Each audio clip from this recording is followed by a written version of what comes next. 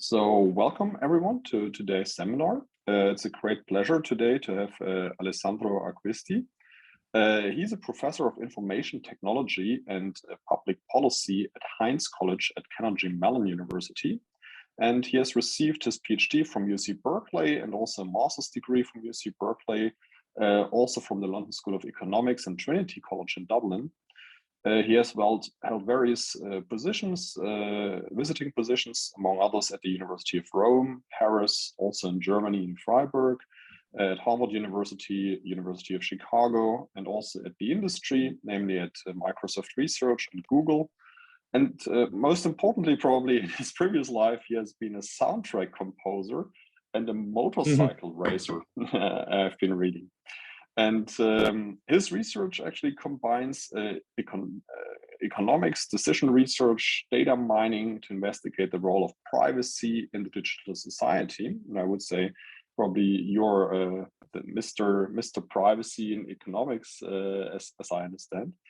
And his studies have been published in multidisciplinary or in very different disciplines, among others in journals such as Science, PNAS, Management Science, Marketing Science, and his TED Talk on privacy and human behavior has reached more than 1 million viewers, or has been viewed more than 1 million times, which is very, very impressive. And today he will talk about behavioral advertising and consumer welfare and empirical investigation. And we are very much looking forward to your talk, Alessandro. And without further ado, the floor is yours.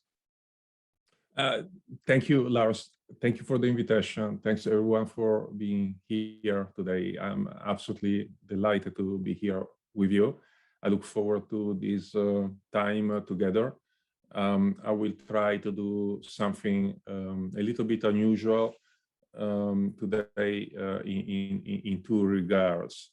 One is that I will structure my presentation in two parts. A first part, shorter than the second, in which I will try to do an overview of where I think the field of the economics of privacy is going and where I hope it will be going. So this preamble will be a little longer, hopefully not too long, but a little longer than the traditional introductions that speakers give in their talks, because I find it very important to take stock of what we believe we are in this field, but what are, in my very personal view, the most important open questions that are perhaps not getting as much attention as they deserve. Once again, this is strictly speaking my personal opinion, not necessarily that of my co-authors or of the field in general. And then I will get into the specific study about indeed consumer welfare and behavior advertising. The somewhat unusual element here is that I would be presenting highly preliminary work in progress, rather than a fully polished piece of work. I do so because I feel this work is quite interesting. We are getting somewhat surprising results, and I'm eager to start sharing them, but I'm also eager to get feedback and critique on them, okay? So essentially this is the roadmap. And please do feel free to interact me anytime. I would like to make this as dynamic and interactive as possible. All right. So going?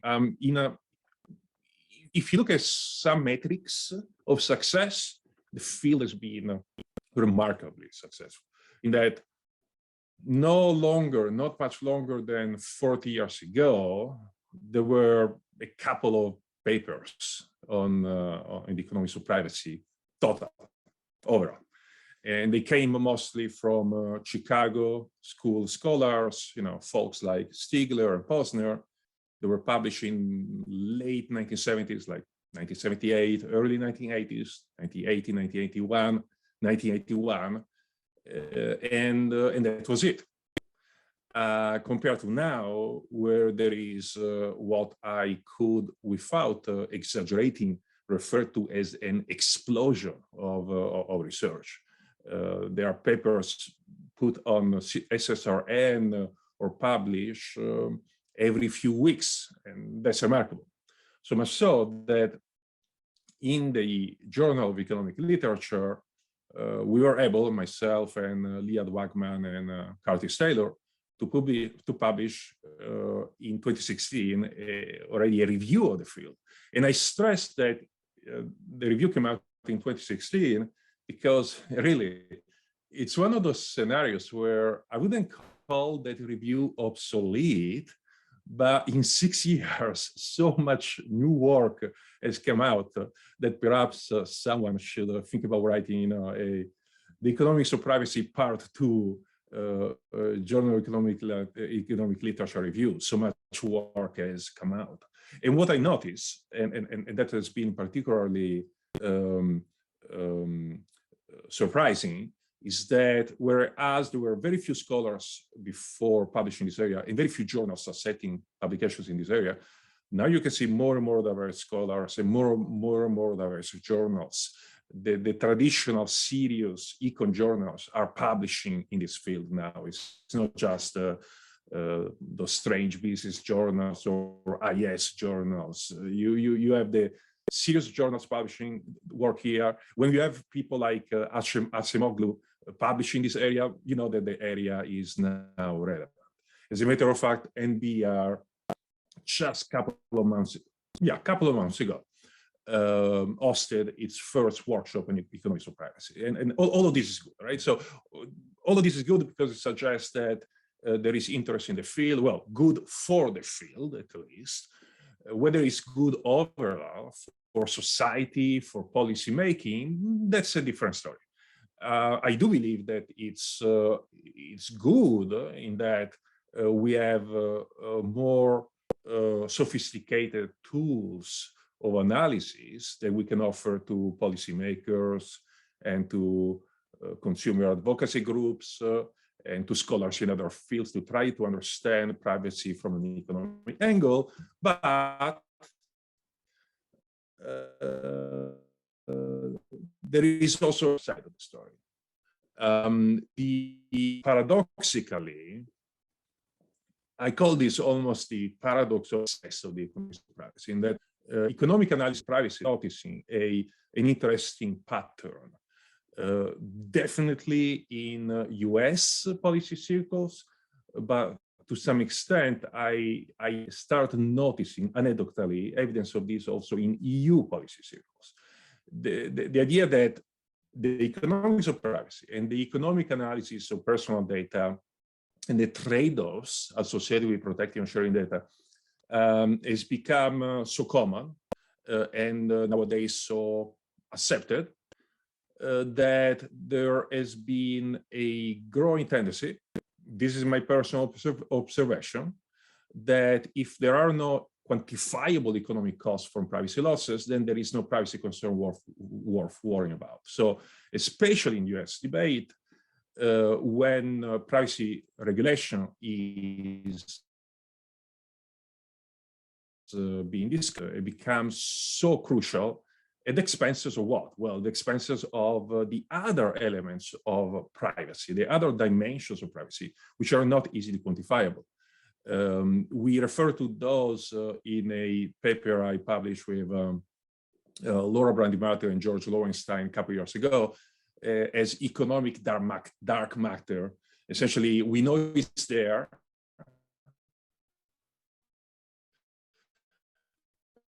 but we cannot quantify it. So privacy that connects to autonomy, freedom, dignity. And those are very important dimensions of privacy. In fact, they used to be the dimensions of privacy which dominated the debate at the time when privacy was mostly discussed by law scholars and some computer scientists. The entry in the arena of public discourse of economics as some alter this debate.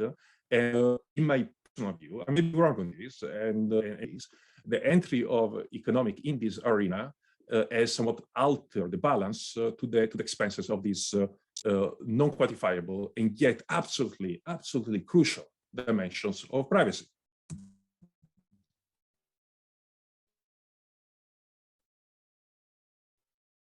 And second, I'm thinking a few days that I actually would like to do a census of recent literature from the last, let's say, 5 years in this area to check and vet whether my sense is correct. But the vast majority of empirical research on privacy focuses on the cost of privacy regulation. There are many reasons for that. One is that GDPR was kind of like, offering candies to us researchers, and delicious candies, because GDPR seemingly created this perfect natural experiment where we could compare EU versus US before and after GDPR enactment. So there has been a rush towards GDPR research. Leave aside the fact that it's not really a clean natural experiment at all, because GDPR doesn't affect just EU entities, affects also US entities, and some entities have reacted to GDPR well in advance of its enactment. Some entities have started reacting to GDPR only after EU regulators started imposing fines. So it's not really that clean of an experiment, but nevertheless, it's attracted lots of attention. But even before GDPR, and certainly also after, there is a tendency of economists to focus on the impact of regulation, and especially the cost of privacy regulation. So there has been this growth of research, which again is great, because more empirical research is great. What are the risks? The risks are this gotcha mindset, this looking for these unintended consequences, such as, oh, GDPR ended up affecting this variable, and now we have 0.5% less of this variable, which is important for in terms of economic growth or GDP or economic innovation, etc. Again, which is a valid data point, but once again discounts the non-economic dimensions of privacy. If GDPR exists, it's not just for economic reasons, it's also for reasons which go beyond economic considerations. And the extreme focus on the cost of privacy regulation, which typically are the ones that are easy to measure, comes sometimes with a price. They not focusing enough attention on the non-quantifiable downstream long-term benefits of this regulation. And most importantly, the focus on cost of privacy regulation have come at the price of avoiding or even ignoring other critical research questions. And what are those critical research questions? In my view, once again, this is strictly my personal view, not necessarily that of my co-authors. Well, in the GEL piece that I was mentioning earlier, we had already highlighted some of what we, in 2016, okay, so 6 years ago, actually even a few years longer, a few even further out, because if you consider the time it takes for a paper to actually eventually get published in GEL, these were the views we had in 2014 or 2015. What are the downstream effects of privacy regulation? So aside from the immediate effect that the regulation could have on certain variables, which are easy to capture and therefore can allow us to publish, because we can do our identification, we can convince the reviewers that our model is correctly specified, and we can identify things properly, there is a causal effect, we can demonstrate it. What are the more difficult things to prove, but perhaps more important, because they are downstream effects, not the immediate ones, but the ricochet, the ramification effect of regulation? What are the broader effects of the absence of privacy protection? Catherine Tucker, who is extremely well known in the field, of course, has done excellent work in this field. A few years ago, did a study, which to me is a wonderful example of, but unfortunately, one of the very few examples of an effort by economists looking at the broader effect of the absence of privacy protection, when she tried to capture the extent to which the so-called Snowden revelations, I'm referring to the media storm which accompanied, went together with the disclosure by Edward Snowden of a number of surveillance tools and technologies and practices by the US government. So Catherine tried to understand how the media attention to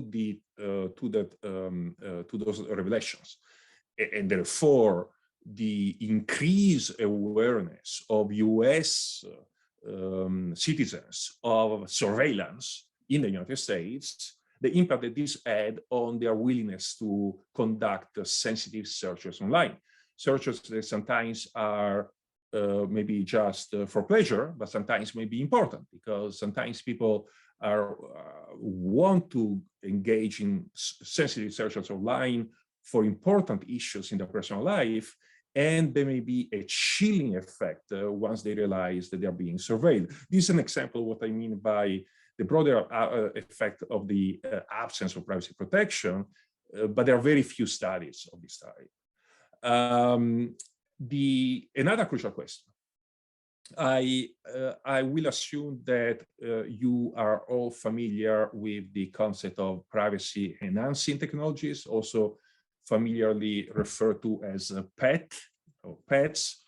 They are essentially technologies that allow data to be protected, and in some cases they also allow data to be analyzed. So essentially, for any electronic transaction we complete nowadays, we can find a more privacy preserving way to do that. We have not only browsers which are more private than others, such as Brave versus Chrome, or search engines which are more privacy preserving than others, such as DuckDuckGo versus Google. But we also have tools such as Tor, which allow you to browse entirely anonymously, tools like PGP, which allow you to encrypt your files very easily, simply and cheaply, or also encrypt your emails. Tools such as Signal. I don't know whether Signal is popular in Germany. Signal has become extremely popular in the United States as a competitor to WhatsApp. It's a encrypted and secure and quite relatively private messaging system. And then we have tools such as differential privacy or federated learning or cohorts, which are proposed as ways to allow data analytics while protecting privacy. So there is now a massive amount of tools available to organizations and to end users to protect data. What we don't have yet is enough empirical investigation of the implications of the deployment of these tools, specifically differential privacy or federated learning, because their promise is to protect data while allowing analytics. In practice, this is still debated. If you follow, some of you may have followed the controversy around the US Census deployment of differential privacy in its release of data. As you know, censuses contain sensitive data across all countries, including the United States. The US Census has been moving towards using differential privacy in the release of data to scholars. John Habod, who is an economist and a statistician and was also head of census, I don't remember his official title, but he was key and instrumental in nudging census towards going in the direction of differential privacy, well, that move has been met with significant resistance, paradoxically, by some other scholars, demographers, some demographers, as well as some political parties. We need more research here. And then we also need, I believe, more research on how is the value collected, accrued from consumer data allocated to different stakeholders, and essentially who ultimately benefits from the data economy, because we take for granted that the collection of data creates, the collection and the analysis of data creates wealth. And to some extent, I believe that. What I understand less, because I believe there is not enough work in the area, is where does that wealth go? Are we all benefiting from the collection of consumer data? We, meaning consumers and publishers and merchants and advertisers and data industry, or are we all benefiting in equal proportions, or there are some entities which are benefiting way more than others? And this to me is an absolutely crucial question, because once again, going back to what I see happening in the debate around privacy, especially in the US, but to be honest, I see signs of this in Europe as well. I see more often than not the debate around privacy trade-offs to stake on one side the quantifiable economic benefits of sharing data.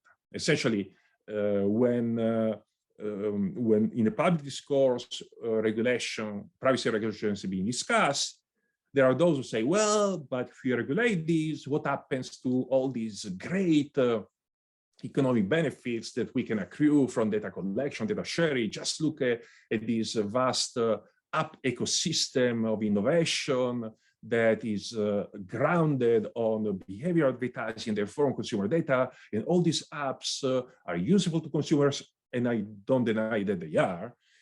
But this is stacked against allegedly non-economic considerations, the ones I was referring to earlier as the economic dark matter. So essentially the debate is framed as if we collect data, we have economic benefits for everyone, and there are some privacy concerns which are harder to identify. I challenge this view. Much of my research tries to challenge this view, because I'm actually, most of research by privacy-focused non-economists, so law scholars, makes the stance that, hey, look, these concerns are real, they are important, okay? And I agree that they are, but this is not where I'm trying to focus. I'm actually tackling the framing at the very source. I'm tackling this. I'm actually trying to investigate the extent to which there are quantifiable economic benefits from data sharing and how they are allocated, okay? And to clarify, so that I don't sound completely crazy, I do believe that there are economic benefits from data collection and data analytics. That's kind of obvious.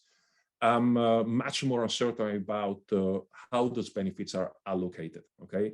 So essentially, much of my research tried to focus on tackling this part of the balance of trade-off public discourse, because I feel that so many claims are being accepted in the public discourse without any vetting whatsoever.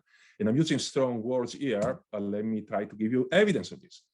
This is a quote from, it's an old quote, it's from 2011, okay? So it's over 10 years old, but the industry view on this stays the same. And the quote was published in Ad Exchanger, which is an online magazine about the online advertising industry. It's for insiders.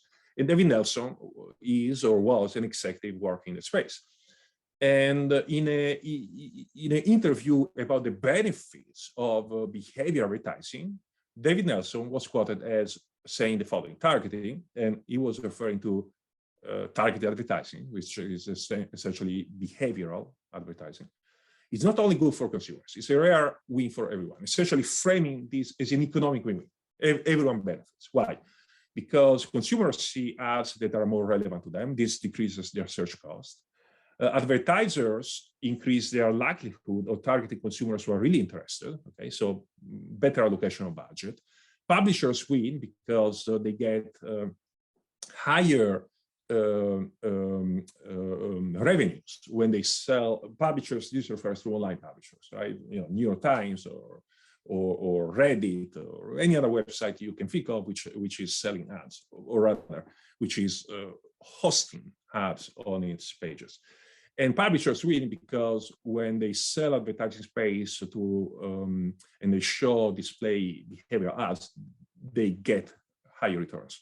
And not mentioned here, the ad intermediaries also win because, of course, the intermediaries like Google and DoubleClick and Facebook, of course, make lots of money out of intermediating between the different parties. Now, all of these may be true. The problem is that there is very little empirical validation of many of these claims. And this may sound like a crazy claim, so let me deconstruct it.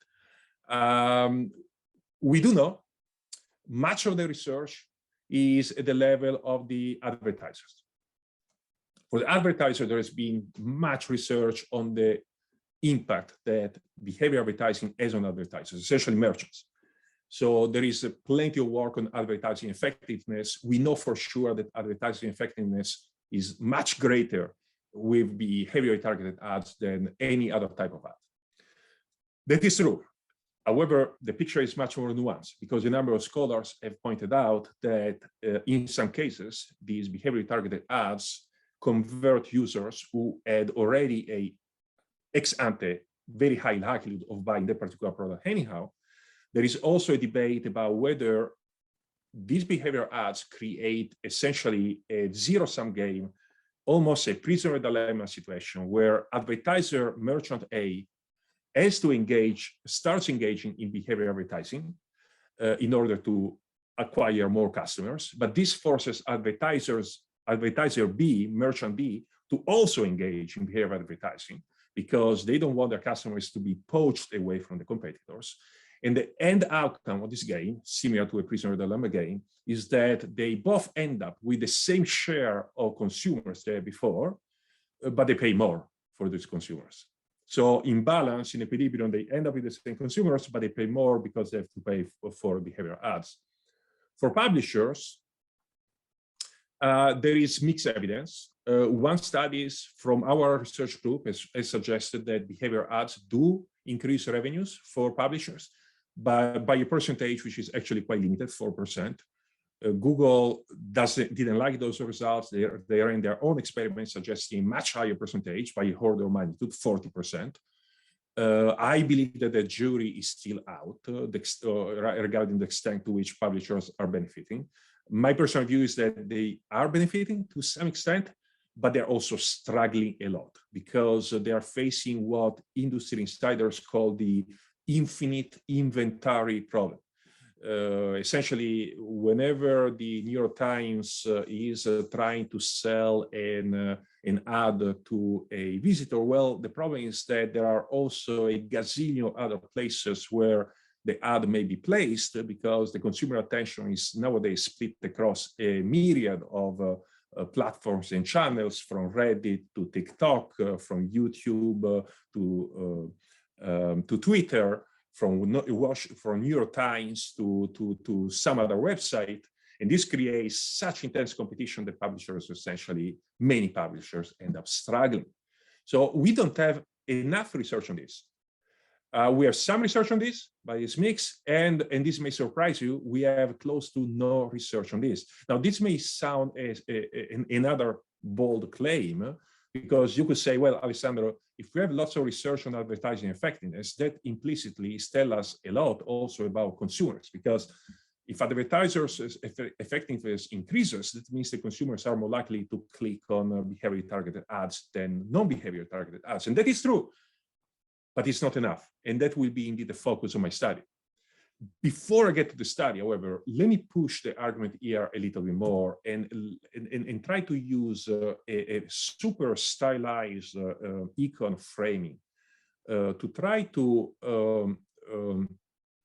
in a way, capture how the industry, I believe the industry is imagining the market for behavioral advertising to be, and then contrast this to a alternative and I believe equally reasonable frame. So the online advertising frame, the way I understand it, based on the writings by industry insiders, is this. There are consumers, many consumers, there are publishers, many publishers, and there are merchants. Merchants want to find consumers through publishers and find merchants to buy from. Now, because there are so many consumers with all their different preferences, so many merchants with all their different products, the data economy intermediaries play a crucial role by acting as matchmakers in this two-sided platform. They know the publishers and the consumers, they know the merchants, and therefore they can help the market by reducing frictions, reducing search costs on both sides of the platform, reducing the search costs for merchants to find consumers, and reducing search costs for consumers to find products. And in so doing, they create wealth. Okay, so they leverage this enormous amount of data they have to increase wealth. And these little arrows going in the direction from the intermediaries, the Google and the Facebook of the world, out to consumer publishers, is this idea that by reducing search costs, they create wealth. And that's legitimate and may be happening to some extent, but it's not the only thing I believe, I argue, that is happening. What else is happening? You can consider exactly the same players, the same stakeholders in the same two-sided platform market, but then you recognize the consumers have finite budget and attention. They cannot pay attention to all the ads they see, and they don't, and they cannot buy all the products advertised to them. Publishers, as I mentioned, are in very aggressive competition with each other. If you were a publisher of, I don't know, a publisher in the golf industry, in the golf market, so you cater to people who play golf, and therefore you have ads about golf balls and golf clothing, etc. You are probably competing most directly with other golf magazines. Nowadays, as I mentioned earlier, the New York Times may be competing for consumer attention, is also maybe competing for merchants' advertising budget with a huge amount of other players at the very same time, with TikTok, with YouTube, with a blogger somewhere in Italy. And this is very aggressive competition, this problem of infinite inventory, right? Precisely due to the fact that the data intermediaries are able to find golf lovers, not just on the golf website, but they know that I am a golf lover, even when I am on TikTok, on YouTube, etc. They can target me anywhere, and this creates very aggressive competition between publishers. Merchants, of course, aggressively compete with each other for the same reason, look at through a kind of specular angle, because now if I am a golf producer of golf clothing, and I may try to target Alessandro, who is interested in golf, while Alessandro is visiting the NewYorkTimes.com page. Well, Alessandro is not monodimensional. He's not just a golf player. By the way, I've never played golf in my life. But he's also maybe a soundtrack lover. He likes soundtracks and he likes motorcycles. So at the very same time, there could be a motorcycle company trying to target Alessandro. There may be a company producing special sounds to be using soundtracks targeting Alessandro, etc. There is very aggressive competition. So on the two sides of the market, there is very aggressive competition. But where is less competition? Certainly in the middle. I'm not saying that the data economy ecosystem is small, it's large, it's very complex. There are many players, but essentially it's dominated by a few large players. So you have an oligopoly in the middle. So really, if you are looking at a market, two-sided market, where you have extreme competition on both sides, but oligopoly in the middle, then where would you expect much of the economic surplus to go? But of course, you would expect much of the economic surplus to stay in the middle. So I'm not saying that this frame here, frame 2 is right and frame 1 is wrong. I'm saying that both may have some element of truth at the same time. And therefore, the fact that online behavior advertising is on the welfare of different stakeholders, other than the intermediaries, for which we know that behavior advertising is definitely a huge source of surplus, the benefit for other stakeholders, I believe, is more nuanced. And I believe we don't have enough analysis of that. Much of my research in the last couple of years has tried to understand that, to understand the benefits for stakeholders other than the merchants and other than the intermediaries. So we have, in a theory piece published in ISR last year, we have a look at how the consumer benefits and as well as the benefits for merchants may change dramatically in the context of target advertising, depending on both how strategic the intermediary is, because the intermediary may have an incentive to use information strategically so as to increase the bidding by merchants, and therefore accrue higher revenues.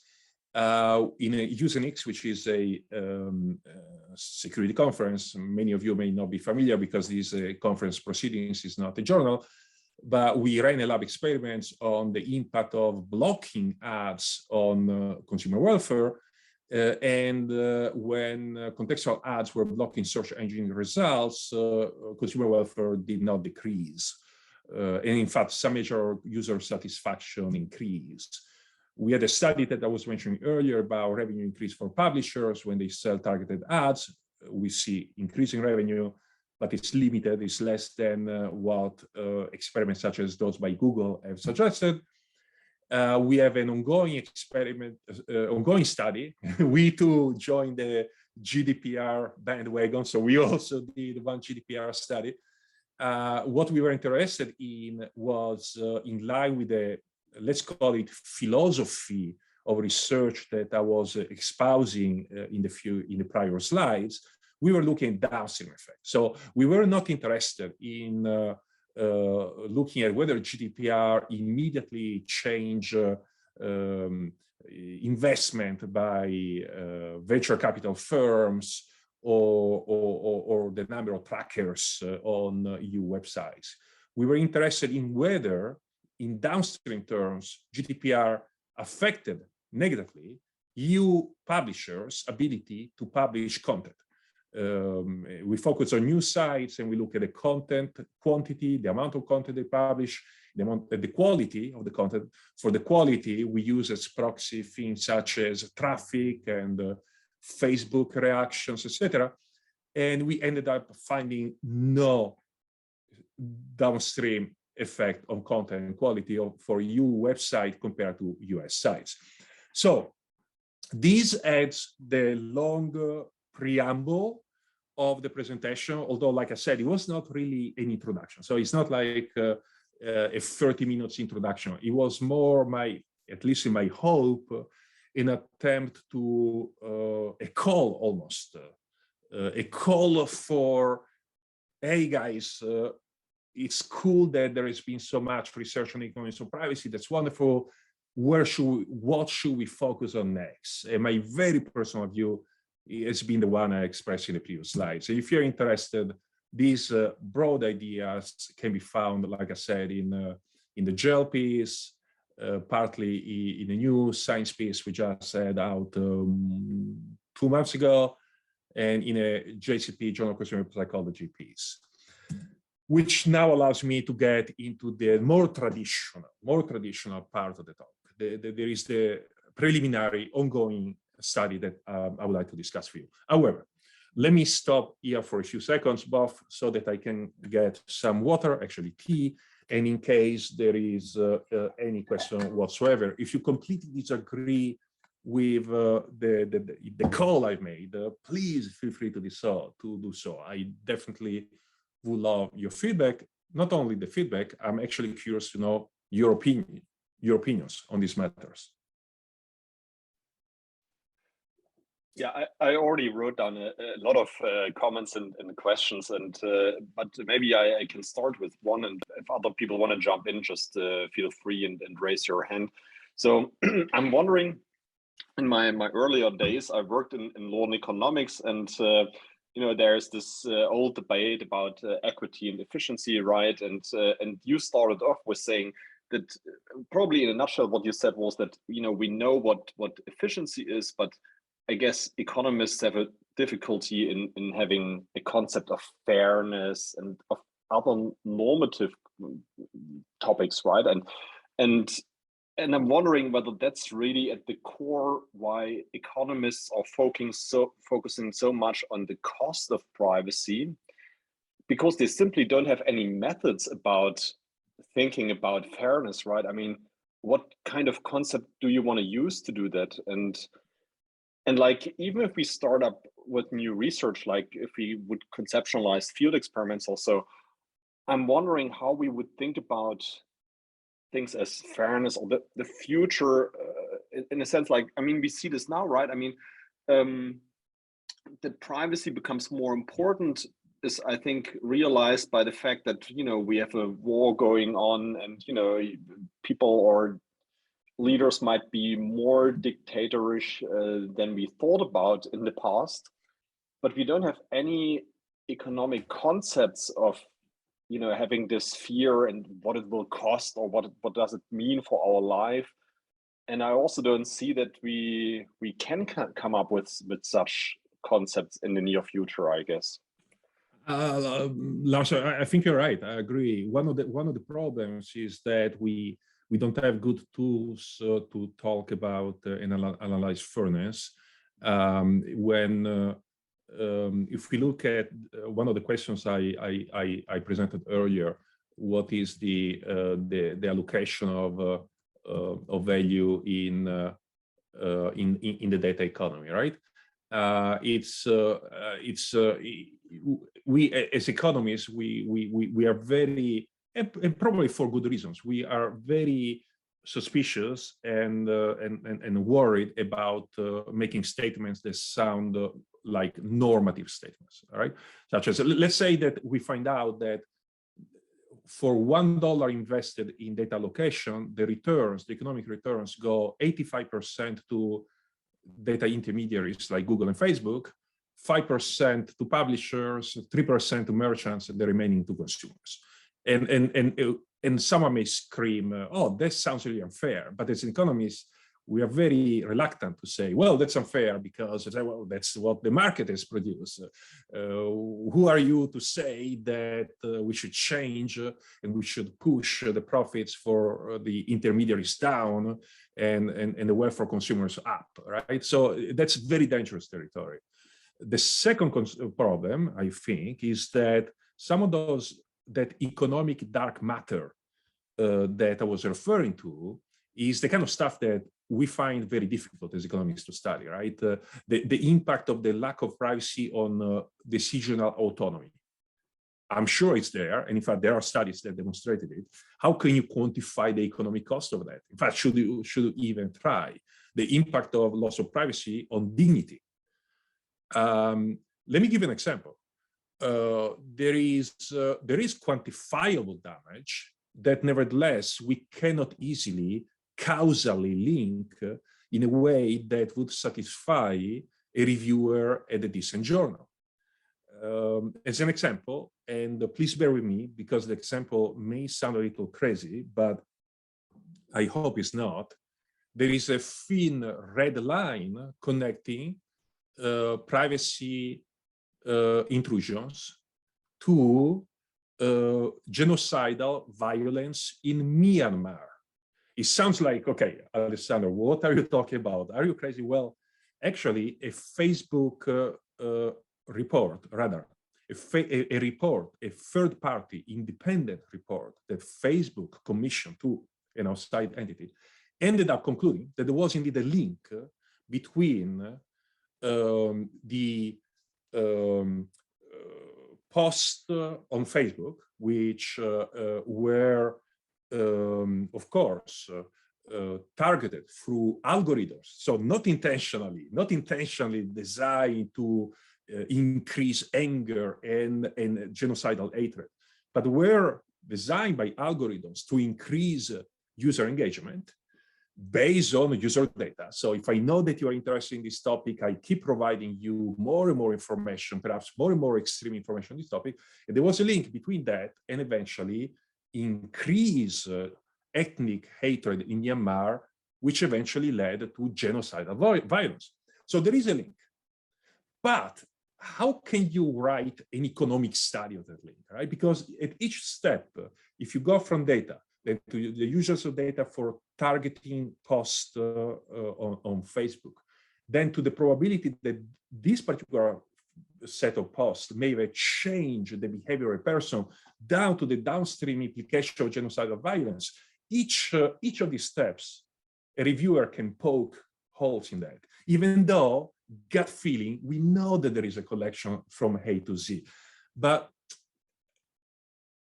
it's these kind of problems that we face when we try in the economics of privacy to study the really important questions. That's why we end up focusing on the questions which I wouldn't call less important, but in a way easier to tackle, because they're the questions that we can publish, because they're the questions where we can use our econometric models, our diff in diff, our look ahead matching, our late instrumental variable approaches, and we can sufficiently convince the reviewer that yes, we have identified the causal link, we are allowed to publish. And I feel this is why the economics of privacy has focused on certain questions more so than others. That's, once again, my personal, very, very personal opinion.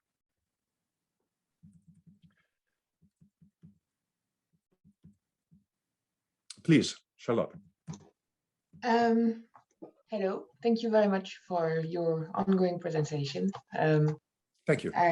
Very interesting. I like it very much. I just wanted to make a remark. I'm thinking the whole time because I'm researching myself on self-quantification. So in the Department of Marketing, and I see a link between both, but I'm just trying to really link it, because if I understand it well, you are focusing on people who do not necessarily voluntarily share their data, or is that defined if the process is voluntary or not, or imposed maybe? Please continue. I'll hold my answer, please. Okay, thank you. So I was thinking that there might be some. It might be a relevant theme maybe to quickly look into, and as I said, when I have found the perfect angle, I would like to let you know if it's fine per email. Yeah, absolutely, please. But I just wanted to ask, have you ever looked into this self-quantification community? It's basically individuals who are happy to share their data, and it's been 10 years, there's been papers published on it, and they studied the cost of sharing personal data. So that's why I just wanted to, maybe it would have been more pertinent at the end of the presentation. I'm sorry. Thank you. No, this is great. So thank you. So this is a super important issue, right? Because there is an overlap here of various different factors. There is the issue of consent. The extent to which data is being collected with user consent or not. And then there is the issue of voluntary disclosure of data, right? And there are indeed many users, many people who are happy with sharing data. In fact, I would argue that we should not look at voluntary disclosure of data as a privacy-denying action.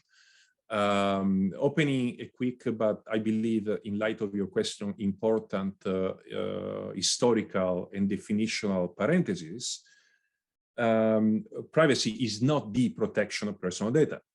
The Chicago school scholars I was referring to earlier in my presentation, the giants, the economic giants who started the field because they were law and econ folks, Stiegler, Posner, did great in starting this field, but they also narrowly define privacy as protection of personal data. That is not a view which is shared by most privacy scholars. Most privacy scholars look at privacy in a much more nuanced manner. They look at privacy as control over personal data, sometimes not even as control. In fact, they look at it as a process of negotiation. If you look, negotiation of the boundaries between public and private. If you look at the work of, to me, the most insightful privacy scholar ever, Irwin Altman, an American social psychologist, he directly challenged the view of privacy as a static state of information absence. He rather referred to privacy as a dynamic and dialectic process of negotiation of boundaries, so that if you are my friend and I go out for drinks with you and I share a personal matter with you that has been really pressing me, has been heavy in my heart and in my brain, and I share it over drinks with you because I need you as a friend to listen to me, I'm exercising my privacy in the moment because I choose to open the boundaries to share something private with you. That's not privacy denying. The moment you share on Facebook what Alessandro told you over drinks, that's the privacy violation. That's a breakage of the boundary, right? So if you look at, therefore, at this more nuanced view of privacy as this alternating of opening and closing of the self to others, you understand that the voluntary disclosure information is not privacy denying. It just means that the individual in the context is willing to share their personal data. Of course, this changes from person, from culture to culture to time. What is more interesting, however, is that, once again, to use Irwin Altman language, desired privacy is not always the same as achieved privacy. So once again, to stick to the example, I may share a secret with you, and my desired privacy is that you will keep it for yourself because I trust you as a friend. If you then reveal it on Facebook, that's a moment when the achieved privacy is not what I desire, right? Mm-hmm. So in the context of individual disclosing personal information online, the issue is to what extent the end outcome, the end state of the information is what they really thought it would be versus what it really is. Because an individual may share on Facebook information because they want to communicate to their friends, hey, I got a new job. But they may not be comfortable knowing that their information has been actually mined by third-party companies. For instance, Clearview AI. I don't know the extent to which Clearview AI has been discussed in Germany. Clearview AI is this American company that mined millions, hundreds of millions, perhaps billions of social media profiles to acquire photos, and therefore creates a database of facial biometrics, which then they started selling to US government agencies, probably also police forces outside the US, etc. That's an example of the context breakdown, the context collapse, where someone may be willingly disclose information on Facebook, even their photos, their personal photos, and now that information is taken and used in a different context. And that's where the problems start from a standpoint of consumer welfare, right? Because the consumer may have wanted willingly to share information in a context because they wanted to get some benefits, let people know, hey, I got a new job. This is my happy face with a new job. They didn't want it to be acquired by another company, which makes money out of this and then allows other third-party entities to use it in unpredictable ways. Am I addressing your point, or were you going in a different direction? Yes, you're more than addressing it. Thank you so much. Thank you. I took Excellent. some good notes. Thank you. Any other question about this, or should we get into the? I'm happy to answer more questions about the general overview before we talk about the study. Lars. Yeah, I would have one more question. So, I mean, you talked about the oligopoly of the data economy, and I was wondering what you had in mind, like in terms of, you know, I think there's this by now old literature of two-sided markets in economics, right? I mean, by Jean Tirole and others showing that it's actually not that problematic that you have two-sided markets, because what they want to do is to maximize the deal flow. And in order to do so, they must get the most people from the one side and from the other. And for that reason, monopoly might not be that problematic. And I was thinking whether you thought about, you know, these kind of potentially whatever lock-in effects that are generated through the monopoly, or I was actually thinking about something else when you showed the monopoly in the middle, which was more that, you know, I think policymakers mostly miss out the opportunity costs in a sense that, you know, if Google is the intermediary in data economy and using the data for itself, it cannot be a startup company which might come up with a completely different solution of the matching problem and so on, and which might be much more efficient. But again, I think then we have a methodological problem, because we don't know how to investigate this hypothetical, maybe in a lab experiment, but that wouldn't come out as the real thing, right? And so I wasn't really sure what you actually meant by what the cost of the data economy in the middle would be. Yeah. Great point. Thank you. Thanks also for allowing me the clarification. I was referring more to the first angle than to the second, to clarify. I was referring to the fact that when you have oligopoly in the middle, a two-sided market, you may have higher concentration of surplus in the middle. And I agree that there is research. Let's put it this way: there is mixed evidence, right, on this, because there is also the argument that competition continues, and also in the middle, the oligopolies. I didn't call them monopolies. I see it more oligopolies. They still face competition, and therefore they are not extracting all the surplus. But I would say that on the theoretical ground, the evidence is mixed. On the empirical ground, we do know, just looking at the profit margins of these companies, we know that most publishers are struggling. We know that the big players, Google, Facebook, are not struggling at all, right? So just looking at simple evidence, this is not enough to write an AER piece about, but just looking at the evidence that suggests that there is a huge surplus in the middle. How much on the other sides, that to me is what we need more research about. So in essence, I'm calling for more research, because this is just a frame, and maybe correct, or maybe not as correct as this frame, and maybe this frame is more correct. What I'm calling for is more research on the allocation of surplus in the data economy. And the second point you made, I don't focus on that simply because I'm not an antitrust person, so I try not to get into territories that I'm not expert in. But I find the second angle you were mentioning, the idea of startups that may be more efficient, not being able really to compete. I find it extremely interesting. I do read of that literature. I don't have anything to contribute to it right now. I find it interesting and to some extent concerning and worrisome, but I'm not an expert.